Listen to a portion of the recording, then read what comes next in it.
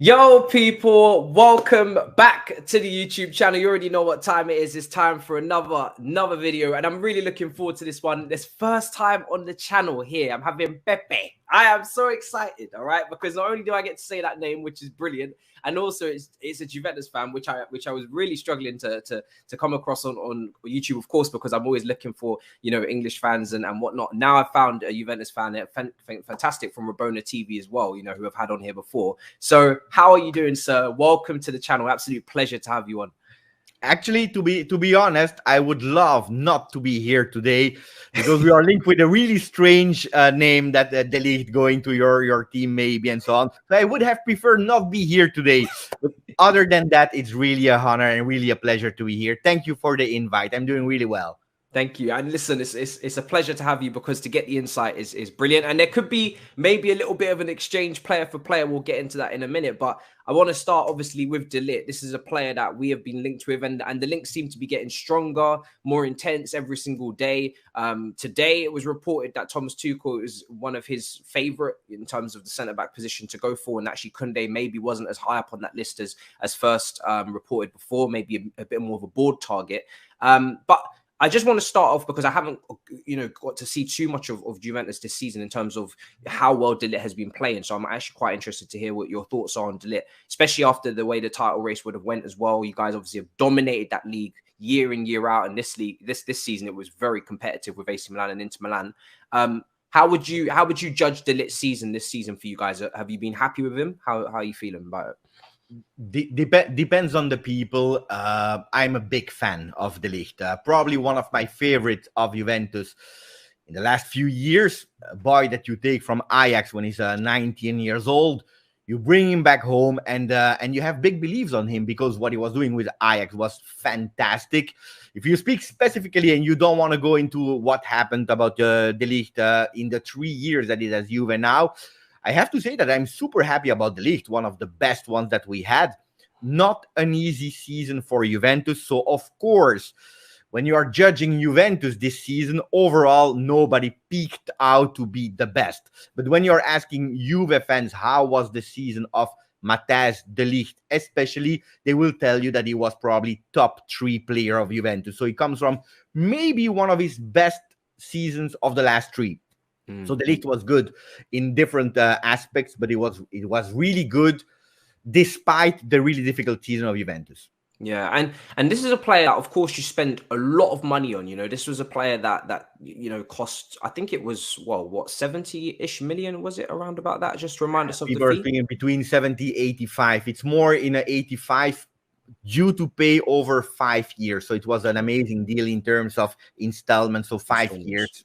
Yeah, and Ajax, highly touted after that team made the semi-final. De Jong was part of that team. Van der Beek was part of that team. We could keep going on and on about the names. It was a team that was really put together. Maybe similar like the Monaco team that ended up getting dismantled in the end. And obviously De Ligt and De Jong go to Barcelona and Juve. When you look at De Ligt, would you say that his leadership qualities have translated over to Juventus? Because Ajax are more of a development club. Obviously, most of their players will be quite young. Apart from a few of them, they've all come up together through that academy to make that transfer as a young kid all the way to Juve, a massive club, dominating Serie A season after season with Conte, with Allegri, with all these different managers. Has that leadership translated, would you say, into your team? Have you seen that?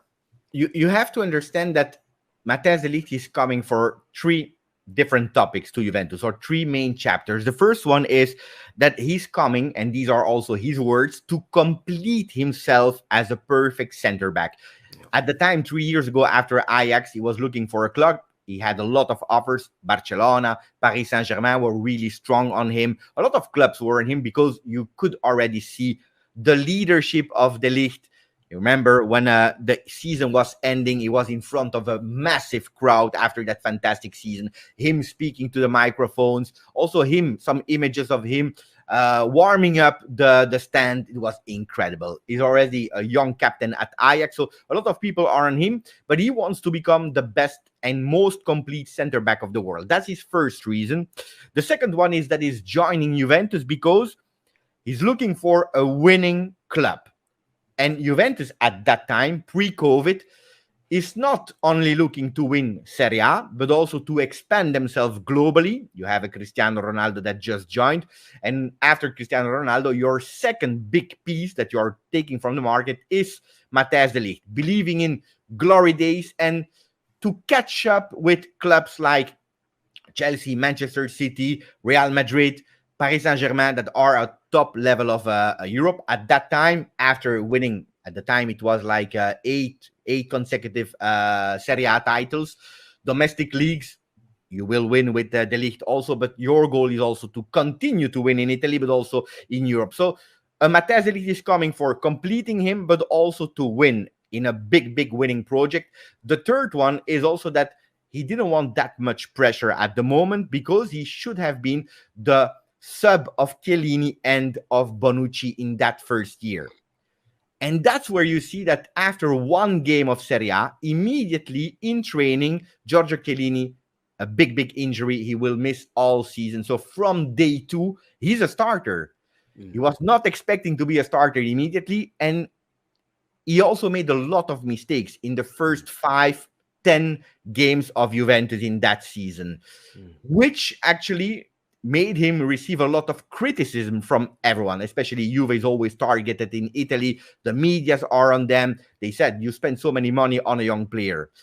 And to answer your question really shortly, I believe that that particularly moment for a 19-year-old boy to have to be a starter at Juventus completed and gave him even more a boost as a leader. Okay. He had to. He was not the starter leader, but he was the second leader.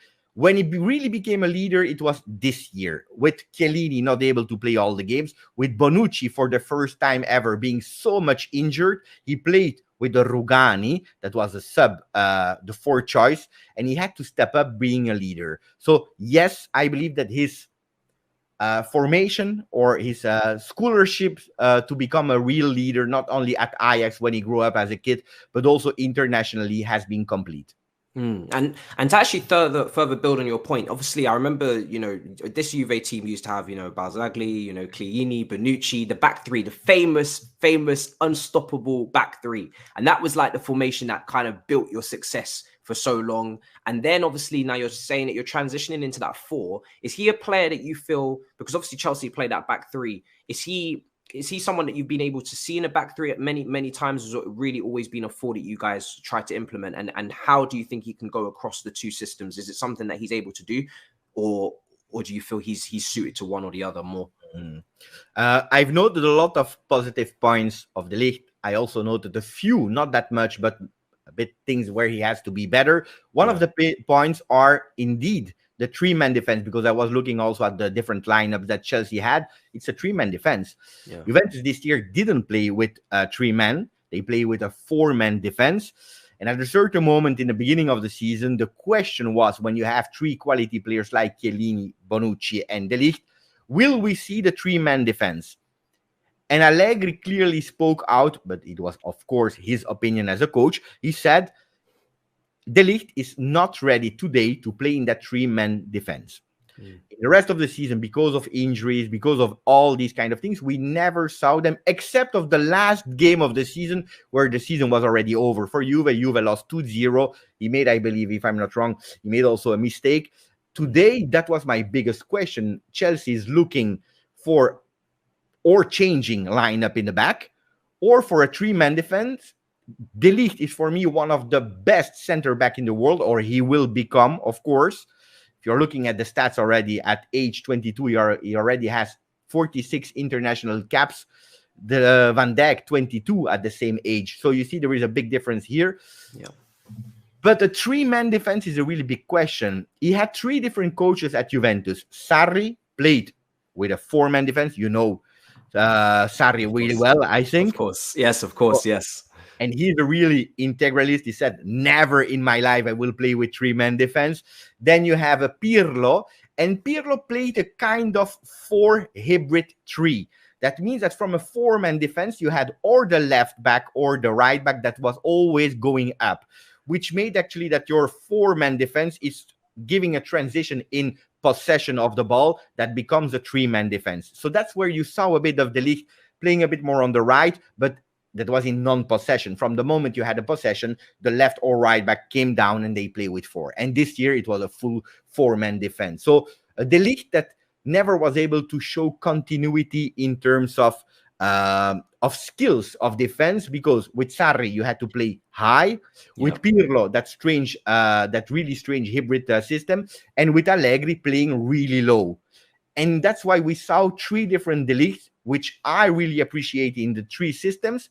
But I never saw a De Ligt in a 3-man defense. Yeah, and I was looking at Holland, and obviously they play 3 at the back, and De Ligt's been able to play centre, sometimes at centre back, central centre back position for Holland, sometimes to the left, sometimes to the right. So he does look like a potential player that could be, versatile in all these positions. You would hope so. I mean, he's always been pretty good on the ball. When you're talking about mistakes, where have those mistakes manifested from? Is that a concentration issue? Is that on the ball? Is that defensive mistakes, errors? I told you, if you ask me about the positive points, I have 150 points that are positive about the league. I had 3 points where are a bit more negative. The first one is I never saw him in a 3-man defense, so I'm doubting. It's a doubt. It's not even a criticism. It's a doubt. The other one is that he gets confused into the box. Okay. When the box is crowded, when there are a lot of people there into the box, he starts to be a bit confused. We saw a lot of time him, and is also really unlucky, touching the ball with his hand. Sometimes it's because he's putting his hand up. Sometimes it's behind the back. He has a special attraction to attract the ball with his hand. That's a problem that he needs to fix. Or committing some mistakes, losing about a man, for example, Villarreal. A lot of people were criticizing another man that maybe will join your team. We're speaking about Adrien Rabiot. Yeah. But it was absolutely not Rabiot's fault. It was De Ligt that felt. But one thing that is really good about De Ligt, he's 22, but the maturity of the kid is immense, because he's going in front of the microphone and he's saying, no, it's my fault, my mistake. So sometimes lack on concentration in particular moments of the game, and especially crowd boxes are something where he has to grow. Yeah, and that's something where I think for me, my biggest thing going into this is obviously we've our back 3 has really been the base of our team. Our defense has been pretty rock solid throughout Tuchel's time. Yes, there's been some issues, maybe contract negotiations have affected the concentration, but whoever steps into that, whether they be older or younger, they're going to have to potentially keep up that level of defending, because the attack is such an issue, and it has been. And even with the players that were linked within the attack, it doesn't fulfill me with massive confidence that we're going to be so much so more better in the attack next season. So I still believe we're going to be resting on and resting our laurels on that defense.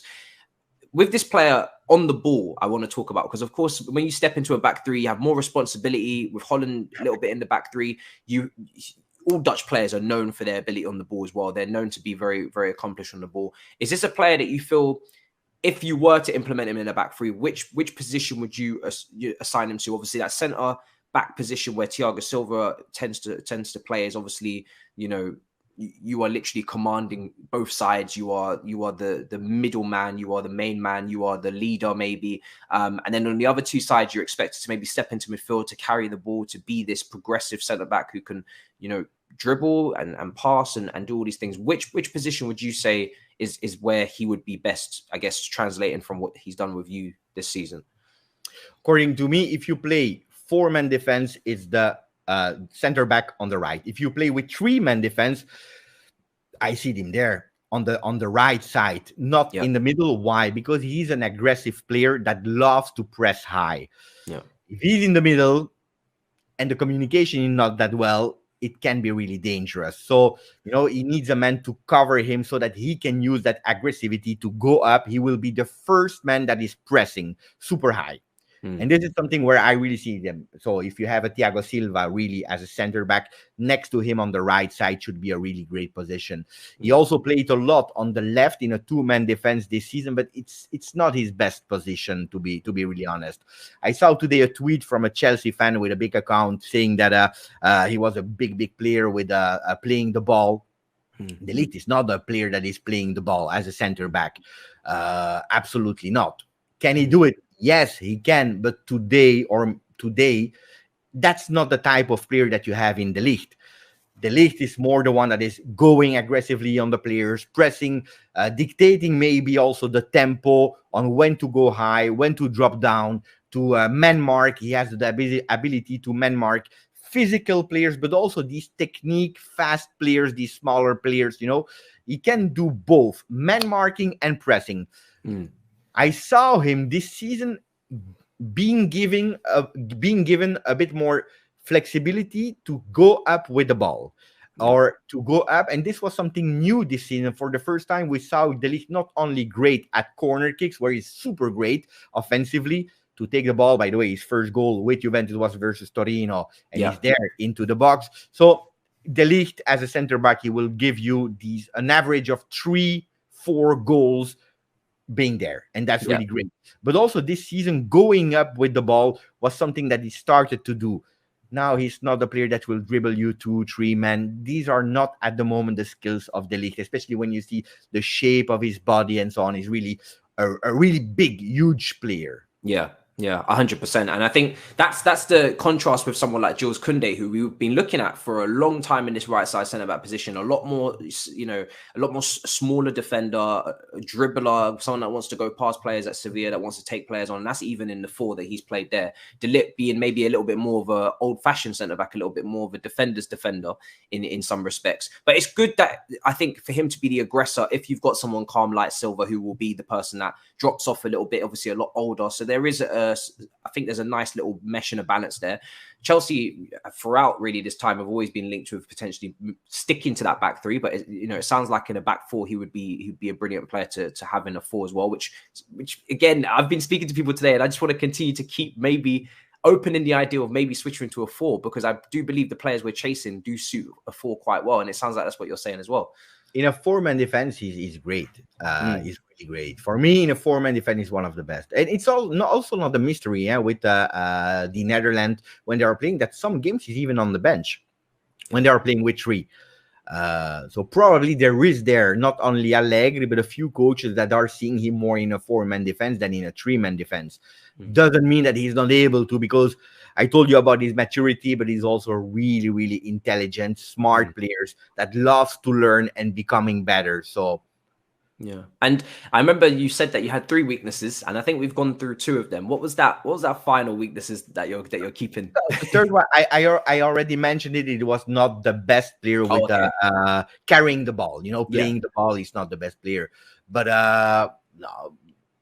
So I didn't mention that it was the 3rd point, but that was it. That was the 3rd point. Okay. Well, obviously, do you think he's guaranteed to go as well before we move on to Giorginio? Because I know that there was contract disputes with the player. I know that you guys, I think you did offer him a contract, but I'm not sure. I can recap you so that you know also what Juve is saying, or the Juve side. So De Ligt has 2 more years of contract, not only 1. Juventus, the priority of Juve is to keep De Ligt. So they don't want to sell him.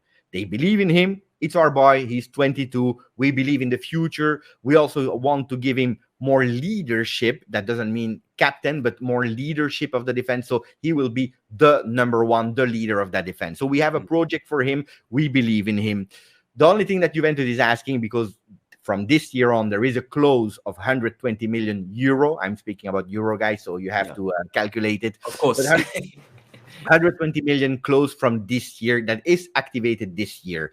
If any club comes, they can pay it. Juventus wants to extend this contract, and they want to delete that clause. So they have also, from Juve side, they have some guarantees about the player that wants to stay there. De Ligt, he wants to renew. He loves the city. He loves Torino. He loves the club. But he also wants some guarantee and some security, because we are coming from 2 really difficult seasons at Juventus. He's coming for a top project that after COVID collapsed a bit. Yeah. So I believe that De Ligt has no problem in staying and renewing at Juventus, but he wants to lower that clause from next year. So not this year. So maybe going towards the 70 million, which will give him a bit more security that a club is able to buy him. Juventus are saying, I know, we don't want to. It's 120, or we cancel it, or we maybe keep the same clause, but we don't want to go to 70 million. Yeah. What Juventus wants is some good words from the player that shows that he really wants to stay. if they don't feel that, probably he will be on the market already this year. Guys, I'm speaking about rumors. Everything can happen, the good or the bad.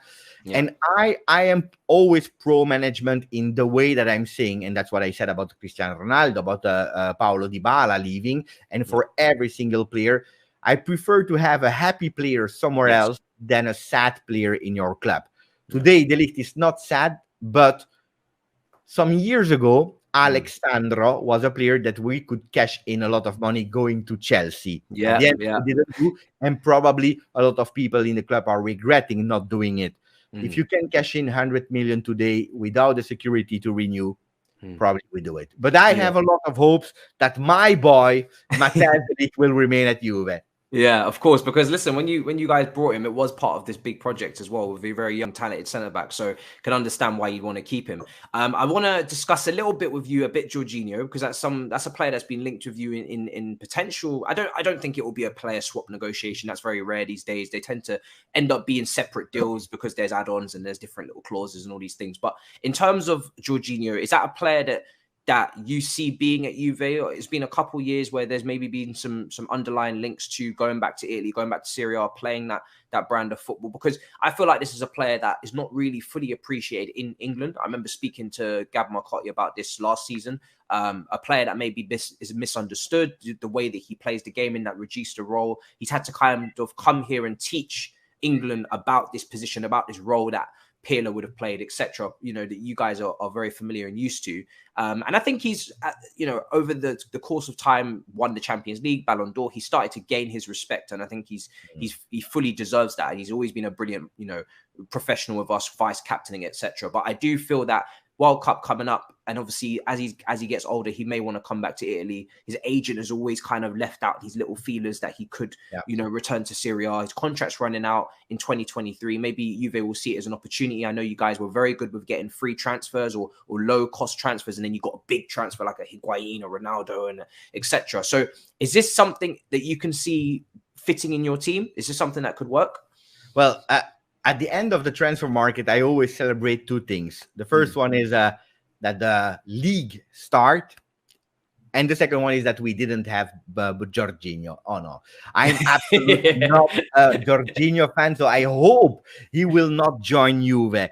I'm not disrespecting the player because he has a lot of qualities, of course, but I have never been a big fan of Giorginio.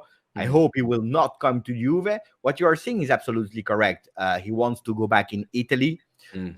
Juve has always been there, and it started really a lot with when Maurizio Sarri became our coach, because he's his boy. Every coach has a bit their boy, and Sarri Giorginio is a really beautiful wedding. He won a bit of my respect, of course, with Italy winning Euro 2020. Because he did a really beautiful tournament. And I said, why not? Let's give him a chance if really he has to come. But I'm actually against Giorginio. I'm not a big fan of him. The only reason why I would say, okay, why not? It's because we know that Allegri has always worked with some registas, with Pirlo, then with Pjanic, even if Pjanic had total different skills than a Pirlo. And if you really need someone in that position that is able to dictate the tempo, to be the brain there, why not? But I don't see him fitting Juve today. So I believe it will be a no-go. In Italy, at the moment, you have, from time to time, you have the name of Giorginio popping up. But at the moment, the voices and the rumors are gone. So we are not speaking about Giorginio anymore from Italy side. Okay, right. So you think he could even end up staying maybe at Chelsea this summer? There won't really be a move in Italy for him, because there's only a handful of clubs that could maybe take him, maybe Napoli, a Milan, and a Juve maybe. I didn't hear Giorginio linked to an Italian club since now a few weeks. It was quite popular a few weeks ago, but the voices disappeared at the moment. As you say, the only clubs that can have him in Italy are Juve, because he has a high salary for the Italian standard. I don't see him fitting in Milan. Inter, they have a lot of midfielders there. So and Napoli came from there. I don't know if he will go back. But they also have their problems with Fabian Ruiz. They don't know if he will leave or not. But no, I believe the biggest possibility is Juve. But we have at the moment we have 11 midfielders. Wow, we have 9. We have a lot of youngsters they have to prove, like Miretti, Fagioli, Rovella, these youngsters. But if you count all of them with the possible addition of Paul Pogba, you are at 11. So Juventus needs to sell instead of putting new ones. Yeah, and that's where Rabiot comes into before we close. This is a player that's been linked to us as well. I must say now, I'm actually not the biggest fan of this player either, because I've seen obviously his time at PSG, massive issues with the hierarchy. Whose fault it was, it remains to be seen. But just a lot of drama potentially around this player. I don't know if it's been a lot calmer at Juve since he's been there. But also mainly because I don't really feel like we need this player as well. Again, I am looking more for an actual defensive midfielder in my midfield now. I think that's what we need to balance it out. If I look at 8s or players that can carry and take the ball forward or be the player next to the DM, we've already got Kovacic, we've already got Loftus-Cheek, Mason Mount, Gallagher, so many Kante, so many players already that can do this role, even Gilmore. So But where does this Rabiot? Do you guys not want to keep Rabiot? Is this one of the players that you're saying potentially you could let go? Or are you a big fan of Rabiot? No. Veronique Rabiot, the mother, is a big fan of Rabiot, and I believe that's it. There it stops. No, it's not true. Actually, it's not true, because he has a second big fan, and it's Tuchel.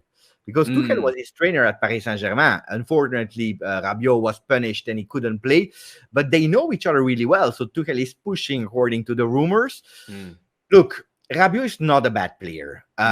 He has been criticized a lot. Why? Because we had so much difficulties. Juventus comes from a standard midfield of Pogba, Vidal, Pirlo, Marchisio. From the moment four of them were... when they are gone, of course, it's difficult to top that, because Juventus made some mistakes. In the same season, you are bringing back an injured Aaron Ramsey. You are bringing Rabiot pre-COVID, where their salaries were super high. In terms of million, they are between the 7 and 8 million net a season euro, which is super high. Free agents, but still super high. Rabiot has always been considered also by Juve fans that he had to deliver it in terms of creativity. Rabiot is not a creative player.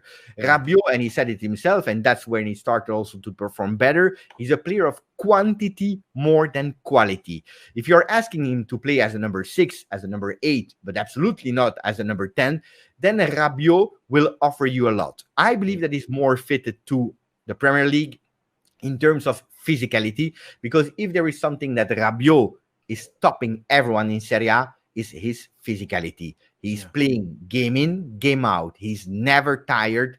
He plays every single game. He's giving you a lot of stats. I'm a big fan also of Opta stats and so on and so on. If you are looking at all his defensive skills, I think they were analyzing 12 different defensive skills in terms of midfielders, and he was the only player that was in every single ranking in top 6. Yeah. So it's a player that will not offer you football champagne. It will not offer you that beautiful game, but he's really a precious player, underrated player, if I have to be really honest. The problem with Rabiot that I have is that he's really tall, he's really physical, and he needs a lot of months to arrive at his top. Yeah. He has it's like a big diesel. That means, like, he needs really a long time before starting to perform. Yeah. Unfortunately for him, the league starts in August and not in February. Yeah. So let's recap in a few words. Underrated player that in terms of stats is offering a lot, and coaches loves him. Deschamps, Tuchel at Paris Saint-Germain, Ancelotti, Allegri, Sarri was playing him, Pirlo was playing him. So every single coach is playing Rabiot, but the fans are not loving him. I believe I summarize it well, no? Yeah, I think you do, and it's a weird one, because I wasn't expecting us to really be linked to him as well. It kind of come out of nowhere for me. Obviously, Declan Rice has been kind of reportedly the top Tuchel target, but maybe this would be the alternative if Rice was not available. Do you see him playing in a pivot and being the defensive player that we could rely upon to win the ball back, to be someone that's positionally aware, that doesn't just, kind of, because what we've had an issue with in the pivot is, unless it's Giorginio, the player being Kova, being Kante, they're more attracted to the ball. They want to hunt the ball. They want to take up more advanced positions, and they leave a gaping hole in between the defense and the midfield. Is he able to be positionally restricted and responsible to sit, would you say? Are you speaking about a kind of 4-2-3-1 with him being one of the two, or more a 3-5-2, more on the left side as an extra midfielder? I would say more in the pivot, so maybe a 3-4-3, something like that, where he's got to be the anchor. Yeah. But he can, because that's the thing of Adrien Rabiot, that I saw him playing in a 4-2-3-1, in a 3-5-2. I saw him playing in different positions. He's a player that, if you want a tactically smart players that knows where to position himself, he knows what to do. If you're looking at France, for example, he has to cover the backs of players like Mbappe, Benzema, all these offensive players, and he's the one that is staying behind. So he has that, but don't expect that he will be the player that will take the ball and go up. That's not Adrien Rabiot. Even if you go to highlight and skills video of Adrien Rabiot, you will see his goal versus Milan 4-2 when he's doing half of the field and scoring, because he has these qualities of long shots. But for me, he's a player that he knows where to be on the field. A pivot will be a really great role for him. He goes on the man and he steps back. He gives the ball to someone else and he steps back. Yeah, and I've seen he's also sometimes played on the left side of your midfield as well. So there's a little bit of versatility, maybe positionally, for him as well. No kind of drama around him at Juve. Much more settled, I would say, than in comparison to PSG. Everything all cool. We were all scared that because we know that the agent mother is someone that is not the most kindest one. I have to admit, in 3 years, we never heard any story of Rabiot. Yeah, chill guy. I heard some inside stories from his first day at Juve. Super nice person. In terms of, being polite and so on. We have never a problem with Rabiot. Yeah, and that's fantastic to hear, because professionalism has been a big issue for us this season. Obviously, Lukaku and everything that's happened there, and he's literally gone straight back to Inter Milan, obviously one of your rivals. So that's been tough to take as a Chelsea fan. Before we close up, because I've just, and apologies, I've just remembered this, and I know this is not even Juve based, because I know you're obviously a Serie A follower as well. This is a massive thing for me to actually just be able to ask you in the moment. We've got so many players that we've had at our club there, Tomori, Giroud, etc. It's been a great year for us. Even looking at these players performing, AC Milan's been the team that I've been more locked into, because obviously we've got former players there, but also Ampadu. And we speak about that DM role and his just variety of performances in terms of the different positions that he's taken up. Sometimes he's played centre back, right back, he's played DM, all these things. Before we close, anytime you've got to see him this season, whether it's even against Juve, just what have you made of the player, and just how great has he been, really, or how well is he regarded in Serie A, would you say, after his his only season there, obviously on loan? I have to remember, because he played at Venezia, but there are two players that have kind of the same similar name. There is Ampadu, and there is the other one. Let me check. Wait, there is Ampadu that is playing as a defender, and then you have the other one that is Aramu. No, it's Aramu that always scored versus Juve. So so it's okay. No, because there are always two players, and the other one is always scoring versus Juve. But he left a really great impression at Juventus. In Serie A, sorry. Wrote a lot of good. A lot of people were talking super well about him. So he had a really fantastic season. Now, I have to admit, I saw him twice versus Juve. And that's what I'm based off, and the rumors, but I didn't follow Venezia that closely. I know they have fantastic shirts, but other than that, I was not a big fan. But I heard beautiful things about him. So yeah, that's fantastic. Well, listen, we're going to bring this to a close. It's gone a little bit longer than I expected, but I've just enjoyed the conversation so much. And it's very rare that you get to speak to a Juventus fan, especially on my channel, because it's the first time. I think the last time I had a Serie A expert would have been Gab Marcotti. So I really appreciate you coming on. Let them know where to find you. Absolute pleasure, honestly, and hope to have you on again one day as well. Let them know. Plug away, please. You can follow me here. It's everywhere the same, on Instagram, on Facebook. No, I'm not using Facebook. On Twitter, whatever. But mainly, I'm on YouTube. Every single day, there is one video and probably also live. So I'm super, super live. What I'm doing on the channel is informing in a kind of professional way, but also a lot of entertainment. It's a lot of fun on the channel. I love football. I'm a big fan of Juventus. Deep knowledge. I'm 40, so I saw a lot of players, Vialli, Del Piero. So it's a mix of everything. It's a bit what you are doing on the channel in a really nice way. We respect also all the fans of the channel. We have some banter because I love banter between the fans. So YouTube. And if you really love Juventus and you want to find me on Twitch, I'm the official host of Twitch Juventus.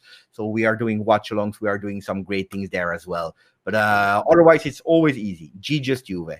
There you go. Well, guys, make sure you go and subscribe. We're linked in the title and in the description. So there's no way you're not going to be able to go and find the channel, and make sure you subscribe, show the support, and do so, because listen, we've got players that, you know, maybe will be there, but also that we're linked with as well. And they've always got a top team, and they'll, you know, hopefully we'll be seeing them go for the Scudetto next season, and that three-way fight, because the Serie A now, you guys were dominating it, so it was getting a little bit boring sometimes. It was so easy for you guys, but now it's a lot more competitive. So no, we are back. We are back. 22-23 is Juventus season. I will tell you, with De Ligt, because he will stay at Juve, without Rabiot, because he will go to Chelsea. Well, there you go, guys. That's the predictions there. I'm obviously hoping that it's the other way around, if anything, but big up. And listen, guys, make sure you subscribe, smash up the icons. Let me know what you think in the comments. It's been a really good video in terms of the insight. You're not going to get better than this on the players we've spoken about. So until next time, in a bit, people, peace.